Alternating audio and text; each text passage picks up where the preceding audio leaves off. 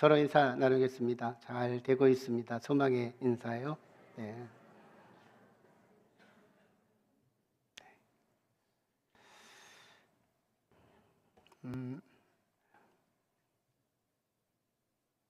빛과 어둠의 예술사라고도 하고 17세기의 가장 위대한 화가 렘브란트는 제가 많이 인용했던 화가여서 잘 알고 있을 건데요. 이가 그린 그림 중에 하나는 We the Cross, 십자가와 함께 구원받은 자기 자신을 대입해서 그린 그림입니다. 렘브란트 자신이 저 속에 있는데요. 빛과 어둠이라는 조화, 이 렘브란트의 미술 철학에 해당이 되는 거죠. 저분은 색을 많이 사용하지 않습니다. 밝은 색, 어두운 색 두 가지만 사용해서 자신이 그림을 표현하는 그런 그림 작가인데, 저 그림은 특징이 세 가지 초점이 있어요. 하나는 예수님이시죠. 첫 번째 십자가에 매달리신 예수 그리스도, 그분을 가장 밝게 표시합니다. 아마 이게 요한복음에 표현된 오늘 8장에 빛으로 오신 예수, 그 부분을 표현하려고 했던 것 같아요. 그리고 두 번째 초점은 유대인들 그리고 바리새인, 이 무리들을 표현하고 있어요. 그런데 어둠이라고 하는 무드, 이 분위기 속에서 은연중에 비춰지는 사람들이 저 뒤에 보여지고 있죠. 여기 바리새인이 보이고 또 유대인들이 보입니다. 어둠 속에 은연히 보이는 거예요. 어둠 자체가 죄악이죠. 죄인데 죄 속에 묻혀 있는 무리들. 네. 그리고 세 번째 초점이 바로 한 번에 다 풀어버렸네. 네, 렘브란트 자신이에요. 네, 렘브란트 자신이 오른편에 흰 옷을 입고 있어요. 그리고 예수님을 바라보고 있어요. 네, 그래서 예수님을 바라보며 나도 역시 죄인이지만 예수의 십자가를 바라보고 내가 구원받았다라고 하는 자기 자신을 대입해서 그림으로 표현한 참 신앙 고백적 그림이 되는 거죠. 어쩌면 오늘 본문을 위해서 그리지 않았을까, 그런 생각이 물씬 들어오는 그런 작품입니다. 우리가 지난 시간에 함께 말씀 나눴을 때 바리새인 당국자들이 이런 큰 소리를 쳤어요. 우리처럼 말씀에 대해서 박식하고 너무 말씀을 잘 아는 우리 당국자들이나 특히 바리새인들은 저런 예수쟁이한테 미혹당하지 않는다.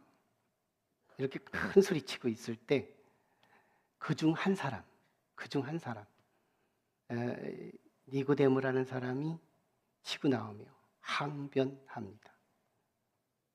우리 율법은 사람의 말을 듣고 그 행위를 알아보지도 않고 심판합니까?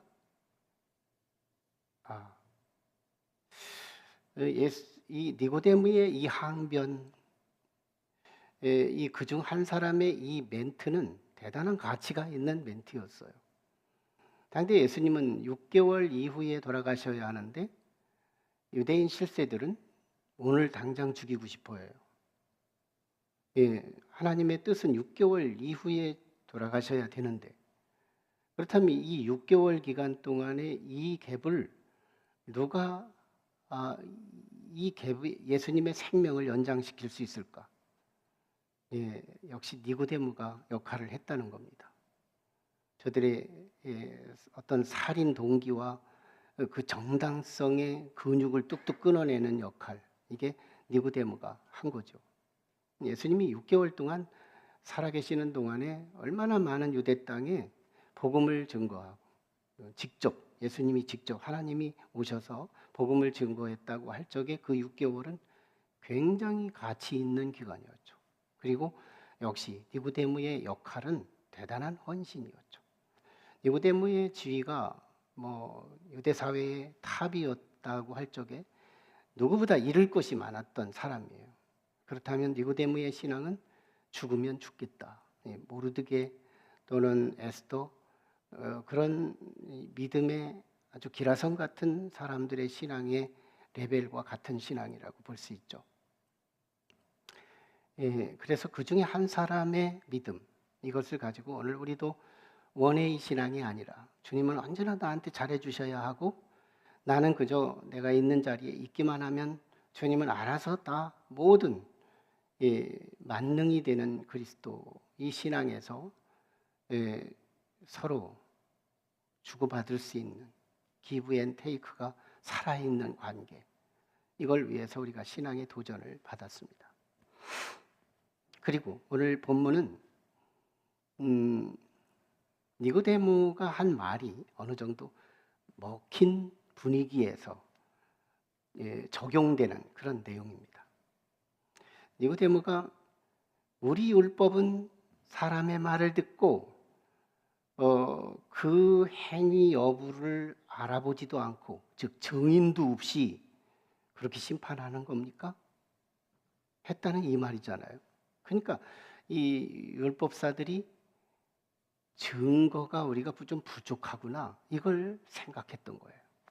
그래서 이참에 그러면 예수에게 확실하게 죄목이 뭔지, 그리고 그 현장에 있었던 사람들을 증인을 삼아서 꼼짝달싹 없이 죽여야 되겠다 하고 자료를 소집하기 위해서 오늘 장면이 소개되는 거예요.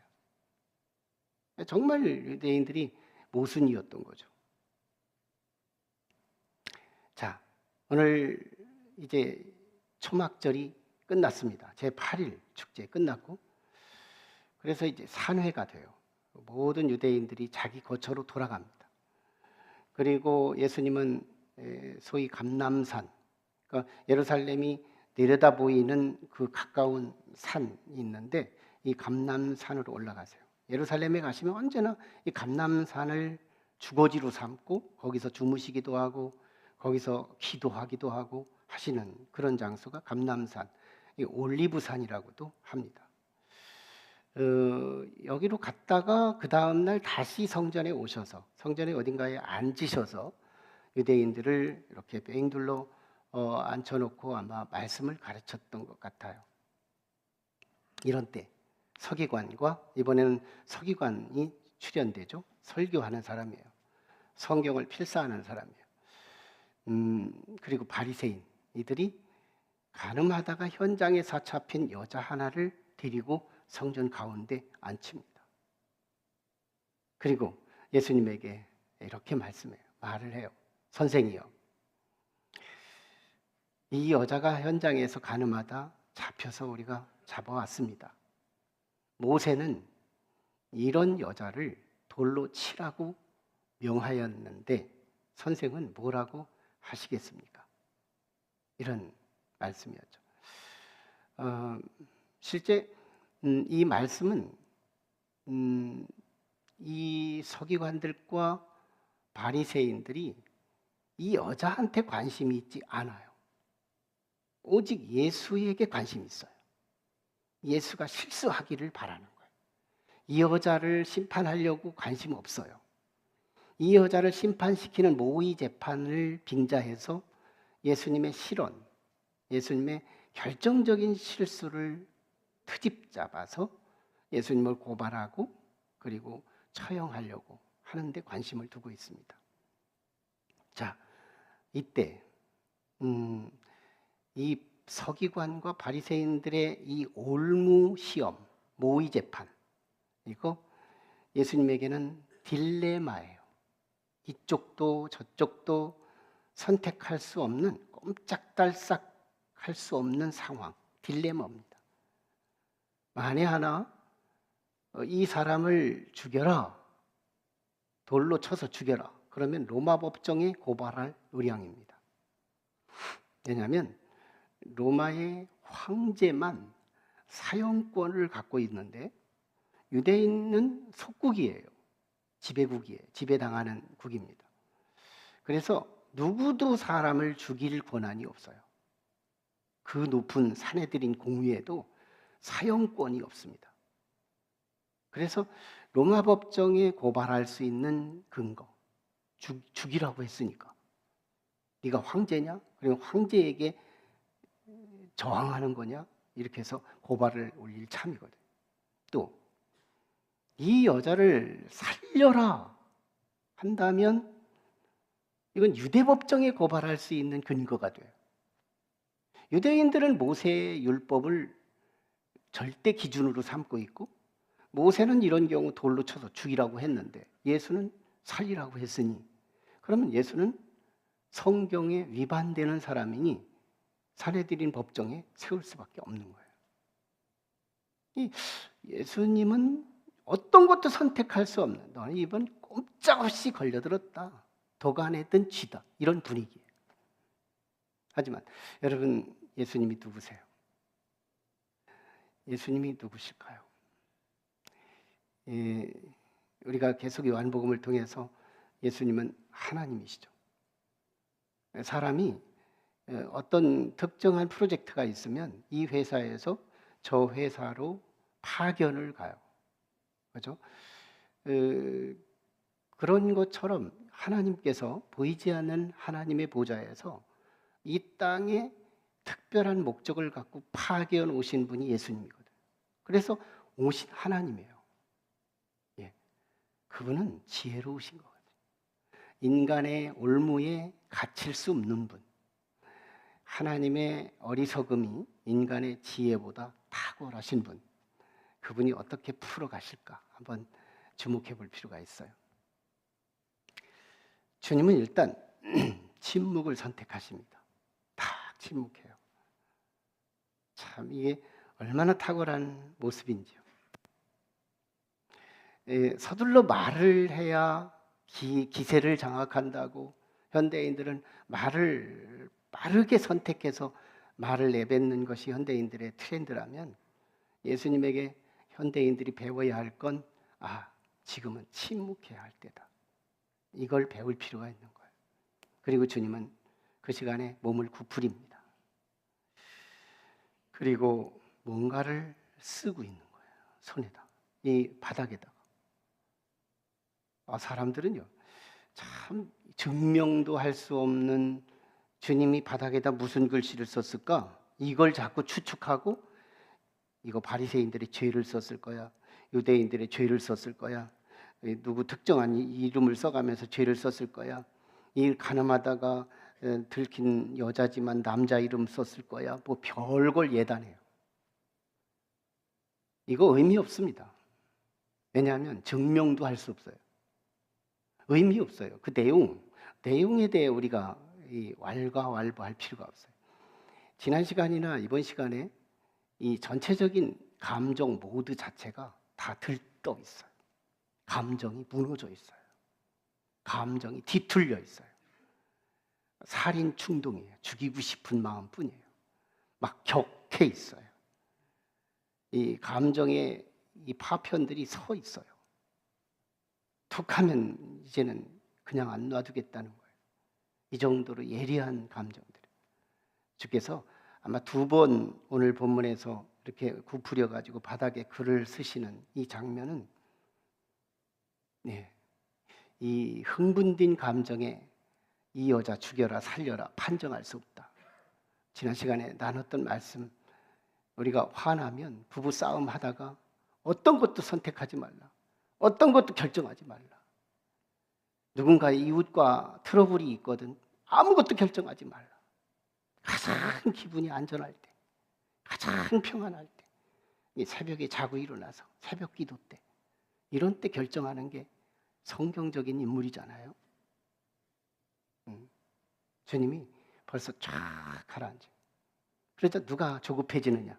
유대인들이 조급해지는 거예요. 7절 상반절에 빨리 말하세요, 빨리 말하세요, 이런 분위기 말을 합니다. 왜 가만히 있어요? 할 말 없어요? 뭐 이런 분위기예요. 주님이 다시 일어나셔서 참 침묵을 깨고 주님 뱉으시는 멘트 한마디 보세요. 너희 중에 죄 없는 자가 먼저 돌 쳐라. 죄 없는 자가. 여기서 예수님이 선택한 건요, 나는 판단하지 않겠다. 예수님에게서 배울 수 있는 거 하나, 너무 판단이 빠른 사람들에게 판단의 권한을 각자에게 줍니다. 주님이 판정을, 이걸 판정해도 문제가 되고 저걸 판정해도 문제가 되는 상황에 주님의 판정권을 회중에게 다 줍니다. 너희 중에 죄 없는 자가 먼저 돌로 쳐라. 이때 사실은 각자요 다 이 남의 죄만 계산하고 있었어요. 마치 우리의 현주소와 옛날 사람이나 지금 사람이나 너무 같아요. 우리는 쟤는 저것 때문에 싫어, 저는 저것 때문에 싫어, 쟤는 저 잘못이 있어. 그 단점들이 자꾸 보이는 거예요. 누구나 자기 단점을 계속 묵상하거나 이렇게 이걸 상념하고 이거 언제든지 제거해야 한다, 이런 생각이 별로 없어요. 주님이요 벌써 이 군중들을 향해서 자기를 들여다보도록 돕는 겁니다. 자기를 자기의 허물을 한번 지켜봐라. 지금 이 가늠하다 현장에서 잡혔다면 현장에서 죽여야 맞아요. 근데 여기까지 왜 끌고 와? 지들이 법을 어겼어요. 또 가늠하다 현장에서 잡힌 여자는 혼자 가늠하나? 남자도 있을 텐데 왜 남자는 놓고 왔어요? 지들이 스스로 모순에 빠져 있는 거예요. 이것저것을 봐도 지금 자기들의 우리가 봐도 죄가 보여요. 근데 자기들의 플러스 알파, 양심적으로 가정에서 지은 죄, 직장에서 지은 죄, 사회에서 지은 죄, 관계에서 지은 죄, 이것들이 얼마나 아마 성령을 주께서 뿌려주지 않았을까. 성령이 그 순간에 막 도와주셨을 거예요. 왜 이 영혼 하나 살리려고 주님이 그러실 분이잖아요. 성령을 무상으로 막 뿌려주셨을 거예요. 그 순간. 구약시대에는 파트적으로 성령이 활동하시거든요. 한 목적을 가지고 하나님의 성령이 운동해 주시는데 그 사람들이요 내면 속에 조명을 하니까요, 빛으로 오신 주께서 조명을 하니까요, 그 속에 나는 너무너무 죄가 많은 거예요. 각자 자기 자신이 너무 죄가 많은 거예요. 난 이중적이고 너무 허물이 많고 내가 만약에 이 돌을 던졌다면 내 죄가 여기서 폭로날 것 같은 두려움. 그때요 주님이 다시 구부려요. 그리고 흥분된 감정을 가라앉힙니다. 그 순간에 일이 일어납니다. 각자의 자기 자신을 들여다보니 이 죄, 저 죄가 주마등처럼 떠올라요. 나는 진짜 죄인이구나. 한두 가지가 아니구나. 나는 쳐죽여 마땅한 존재구나. 그 순간에요 그 어른들로부터 젊은이에 이르기까지 뒷걸음질 치는 사람들, 돌을 그 굳은 근육과 그 성난 주먹으로 들려졌던 밖에서 들고 왔던 돌들을 다 내려놓고 뒷걸음질 치면서 한 사람, 두 사람씩 빠져나갑니다. 슬금슬금. 이때 우리 주께서 11절에서 여자에게 말을 하죠. 여자요, 당신을 고발하던 자들이 어디 있느냐? 당신을 정죄한 자가 없느냐? 주여, 없나이다. 주님이 다시 말씀하십니다. 나도 너를 정죄하지 않으리니 가서 다시는 죄를 범하지 말라.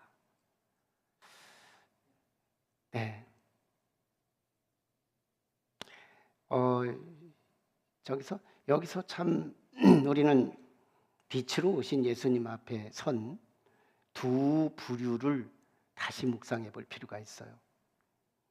여러분, 예수님이 지금 어떤 신분으로 회중 앞에 서 있느냐면 빛으로 오신 주님이에요. 이 요한복음 6장에 보면 떡을 실컷 먹이고 오병이어의 이적을 이룬 다음에 그 뒷부분에 설교할 때 나는 생명의 떡이라고 합니다. 이 요한복음 7장에서는 이 초막절 마지막 때 물 헌신 시간이 다 끝나고 나는 생명의 물이라고 말을 합니다. 그리고 오늘 음란한 여자를 앞에다 놓고 이 사건을 해결하고 난 뒤에 나는 세상의 빛이라고 말합니다. 각 장마다 메시지에 요절이 있어요. 예수 그리스도의 초점이 있어요. 빛으로 오신 주님. 빛 앞에 선 두 부류의 사람들. 첫째, 유대인이에요.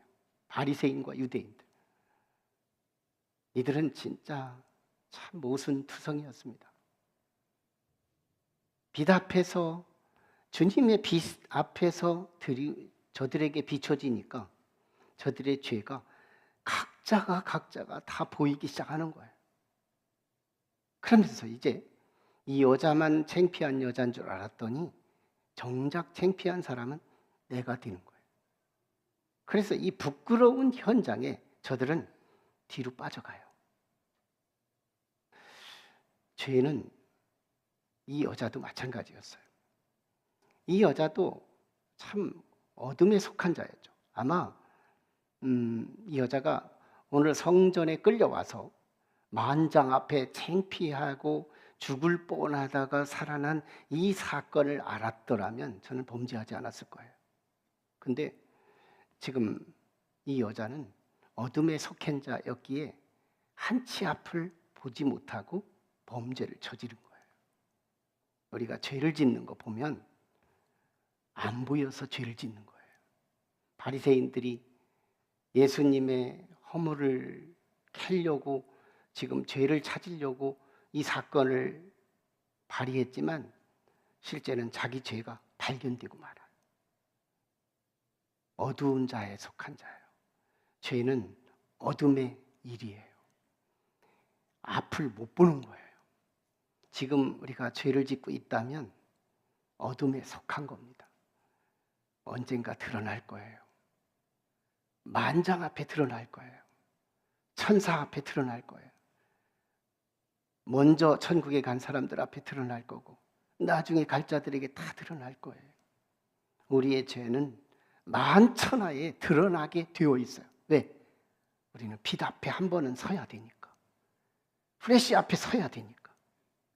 프레시가 꺼졌을 때 우리는 그럭저럭 죄를 짓고도 자유감을 누리고 있는 거지만 언젠가 내 삶에 프레시가 비춰지는 순간 우리는 다 죄가 만천하에 드러나게 되어 있습니다.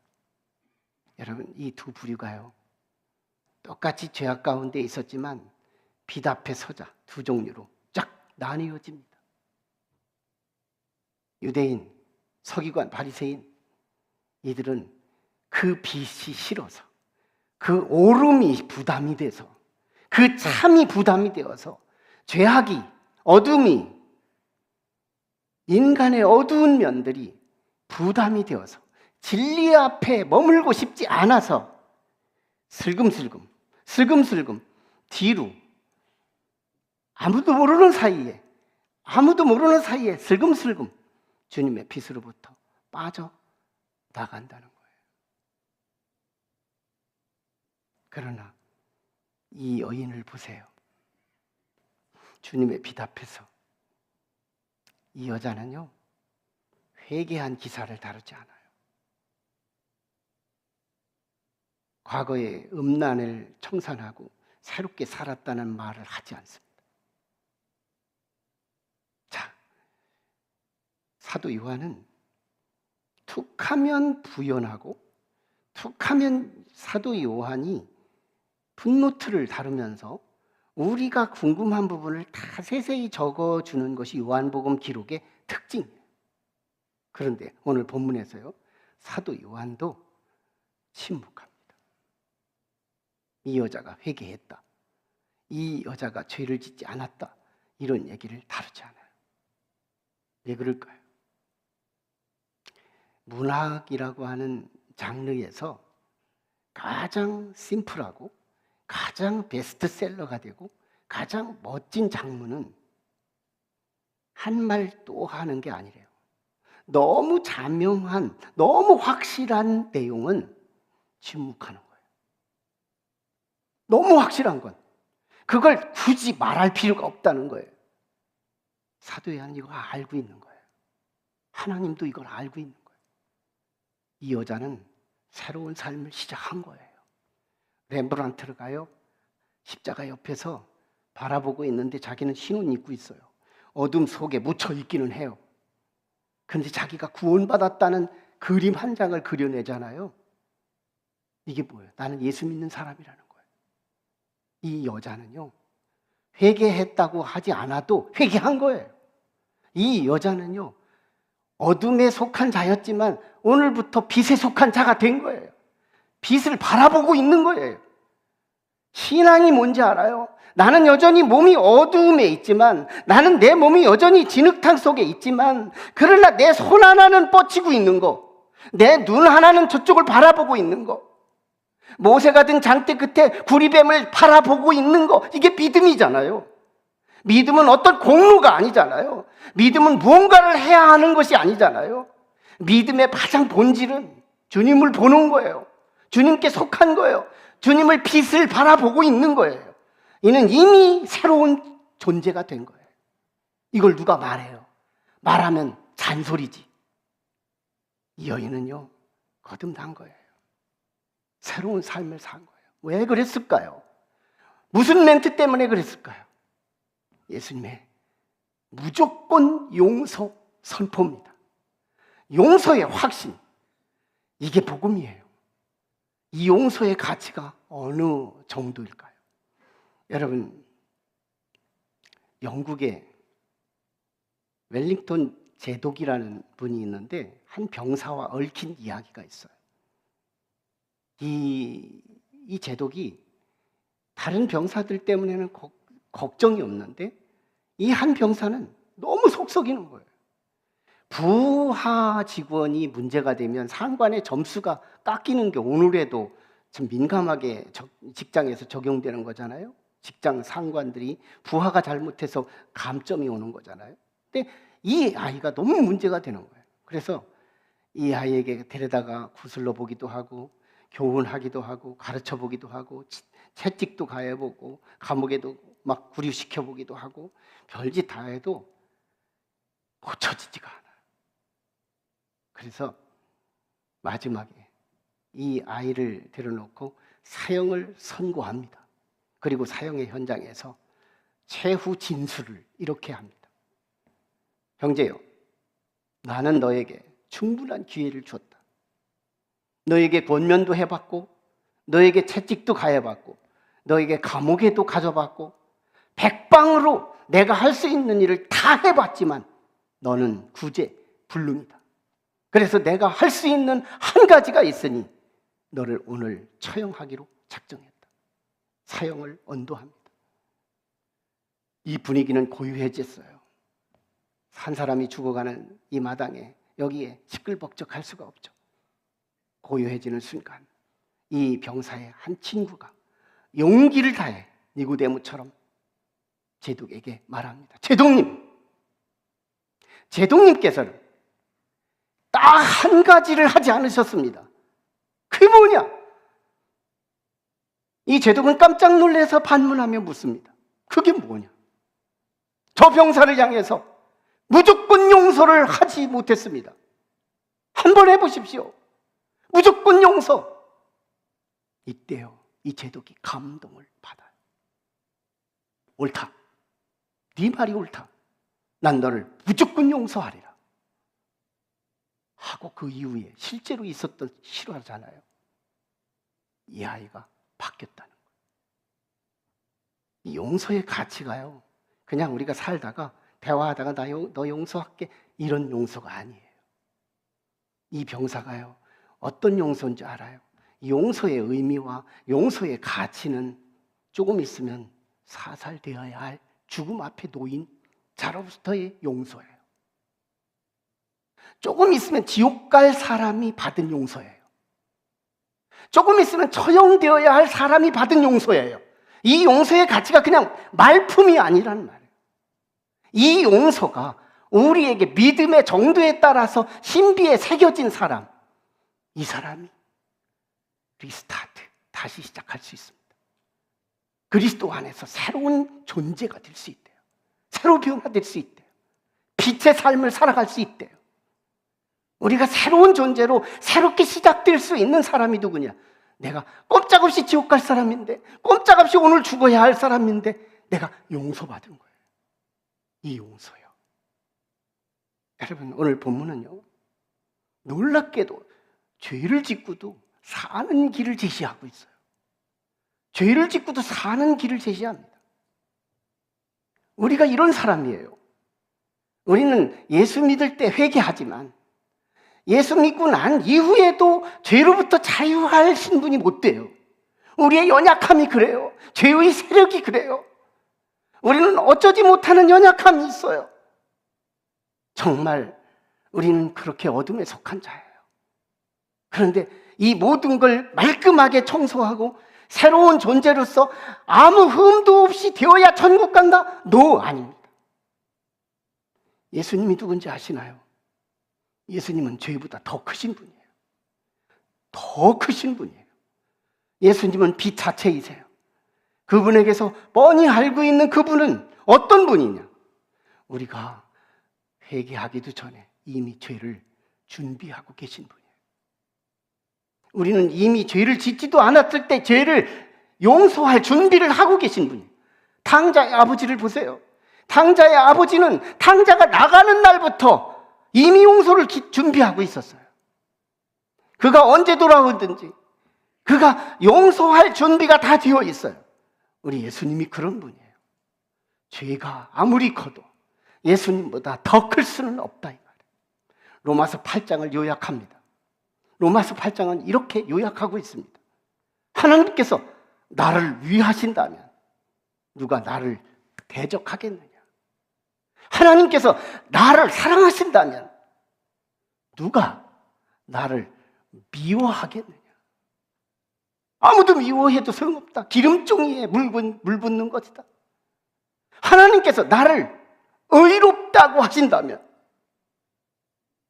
누가 나를 정죄하겠느냐? 여러분, 죄도 크지만, 죄도 심각한 문제지만 죄보다 더 큰 것이 예수 그리스도예요. 예수님이 의롭다? 누구 보고 그래요? 하나님 이외에는 행적으로 볼 때 아무도 의로운 자 아니에요. 우리는 죄가 여전해요. 그런데 우리가 어둠 속에서 뭐 하고 있어요? 십자가에 매달린 주님을 보고 있는 거예요. 우리는 여전히 죄의 진흙탕 속에서 주님을 바라보고 있는 거예요.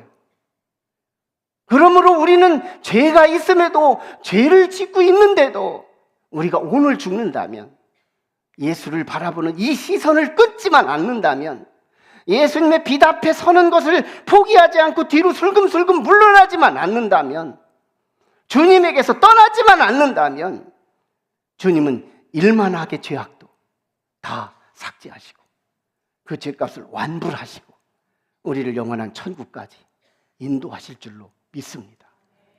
주님이 의롭다고 하시면 누가 나를 정죄해요? 제 자녀가 아무리 망난이고 부족하더라도 누군가가 우리 자녀가 나쁜 놈이라고 하고 나쁜 놈이라고 한다면 그 사람은 오늘부터 저한테 죄인이 될 거예요. 우리 자녀는 아무리 나빠도 남들이 나쁘다고 할 수 없는 거예요. 나는 우리 자녀들의 아무리 큰 죄도 용서할 준비가 더 되어 있기에 우리 자녀의 허물보다 더 큰 아버지는 누구도 정죄할 수 없는 거예요. 우리의 시선이 그리스도께서 내려놓지만 않을 수 있다면, 뒷걸음질 쳐서 도망가지만 않을 수 있다면 우리는 진짜 성도예요. 이 복음이 저와 여러분에게 떠나지 않기를 주의 이름으로 축원합니다. 같이 기도하시죠. 우리 함께 같이 기도.